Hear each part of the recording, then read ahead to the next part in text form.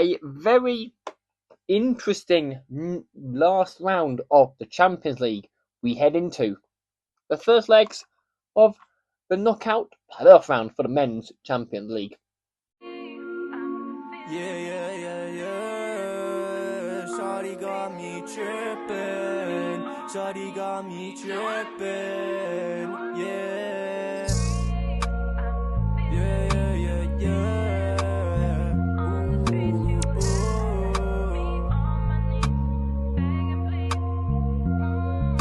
Shawty got me trippin', they replaying the videos, nah. She be looking fine, babe. Come and spin my way, I'ma treat you right if you pull up on me, yeah. She a little buddy, call her daddy, come join me to Audi. I'ma be there soon, babe, I'ma treat you right.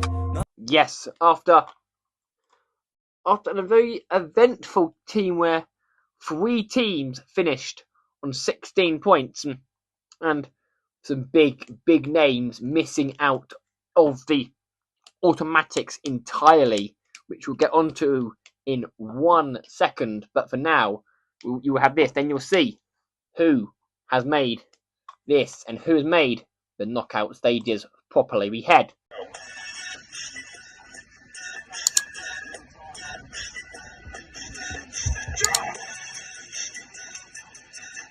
Boys, if you want a discount on your energy, go and get my discount in the description. Use Dan10 at checkout. Peace.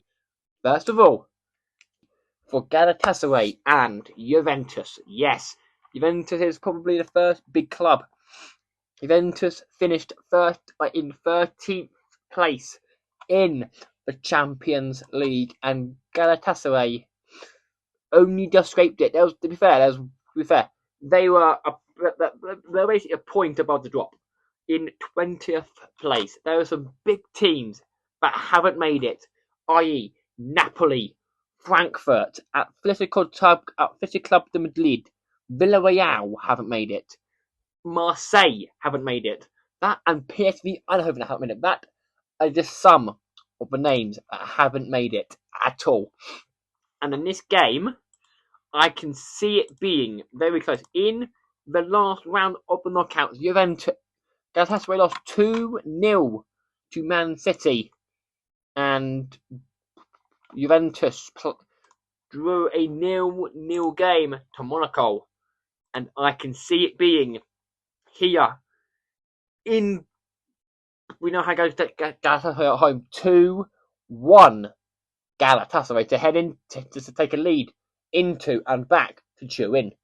We head to the 8 o'clocks and to Benfica and Real Madrid.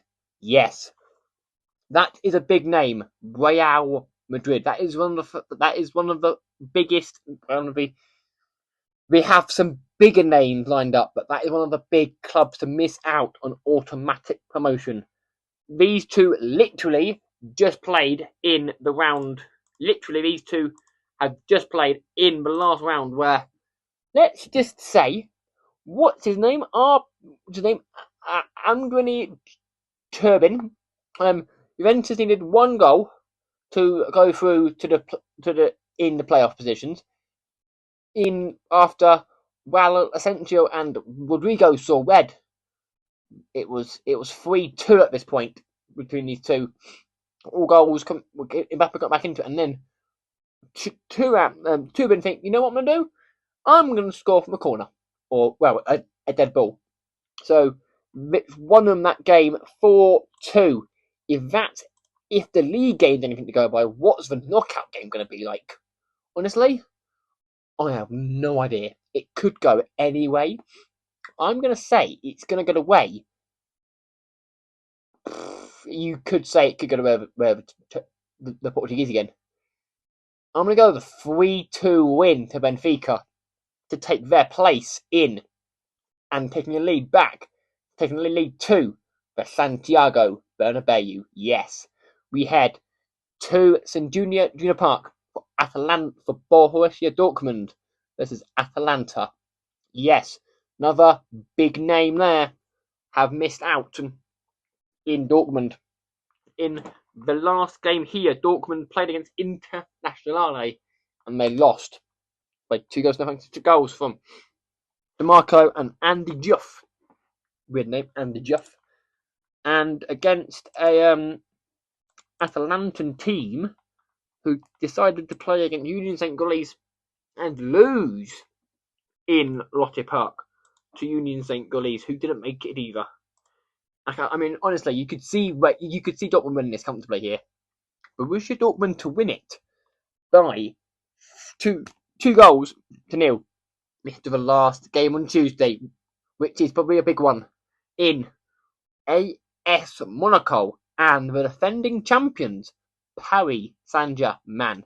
Yes, that is your first real big club missing out. When I say they missed out by 2 points to Man City. I think they were in, they were out. But they were in at it.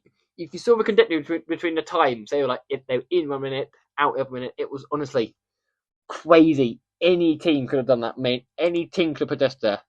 Against a Monegasque team who did draw to Juventus and like I said, PSG drew to Newcastle United. Both teams missed out on a top 16 on a top 8 place because of this draw. But we'll get on to this and a trip later. And in this game, I can see it being in the league. In time these two played in the league, AS Monaco won it thanks to a goal from former Liverpool man Taki Minamino. To be fair, if that's anything to go by, what will this say? I'm going to go with a 1-0 win to the French, and they would to Paris Saint-Germain, and they will take a lead back to the pack, to Paris and to the French. Now we head on to Wednesday and to FK Karabakh. This is Newcastle. Newcastle are heading off to Azerbaijan after, like I mentioned, scraping. To be fair, Karabakh were the team that scraped it. Karabakh, right? Literally, right? It was honestly mental. From Karabakh on 10 and needed to hope that other teams on them. To that Karabakh in their last game got absolutely smashed by Liverpool, so they needed to hope results went their way, and they did go their way against a Newcastle team who, like I said, drew 1-1 to PSG after beating Aston Villa in the FA Cup. Now we head to Azerbaijan for a 4,000 round trip against Karabakh, but Karabakh had beaten Milan. Well, to be fair, Karabakh had played well, taking Chelsea far. Can they take Newcastle far? 2-1 Newcastle, and head back to St James's Park with a 2-1 lead. Another team who have come up from the depth. Bodo Glimt and Internazionale Milano. Now, Bodo were one of the other teams that needed to win and hope that teams around them lost. And I can tell you, they did win it. Thanks, they're coming from behind again. They have beaten. So Bodo, right? They played 8, lost 1-2. That was against Man City and at Atletico de Madrid. They've beaten 2 established champions. 2 of them. Beating Man City 8 days ago after playing this